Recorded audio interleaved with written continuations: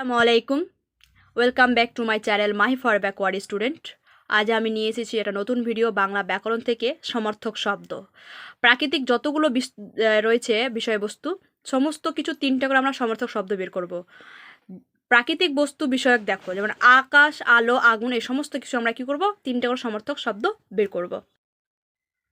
চলো, প্রাকৃতিক বস্তু বিষয়ক যেমন ধরো আকাশ, এই যে আকাশ রয়েছে, আকাশে 3টা আমরা বের করব সমর্থক শব্দ। আকাশ থেকে আমরা পাচ্ছি অম্বর, গগন, নব। সমর্থক শব্দ মানে হচ্ছে তোমার একই, এই যে আকাশ রয়েছে এই আকাশকে আর কি কি নামে আমরা চিনি, অম্বর, আকাশ, নব।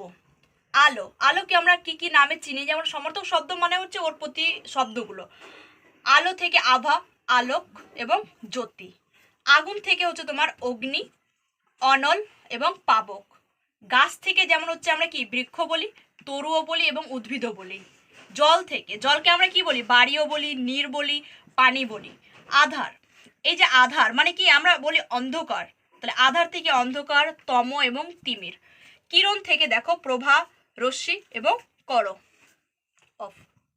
পৃথিবী, এই পৃথিবী থেকে দেখো অবনী, জগৎ, দুনিয়া। আমরা কিন্তু অনেক সময় জগৎ বলি, দুনিয়া বলি, আবার পৃথিবীও বলি।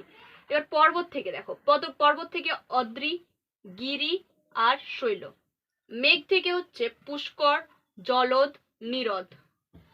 সমুদ্রকে আবার আমরা কি বলি, সাগরও বলি, জলদি বলি, সিন্ধু বলি। রাত্রি দেখো, রাত্রিকে আমরা কিন্তু রাত বলি, সমর্থক শব্দ রাত, নিশা, আবার রজনী। দিন থেকে আবার দেখো দিবা, দিবস আর দিনমান। সূর্য থেকে আমরা পাচ্ছি দিবাকর, তপন এবং অর্ক। ধন্যবাদ। আজকে এই পর্যন্ত এই ভিডিওর।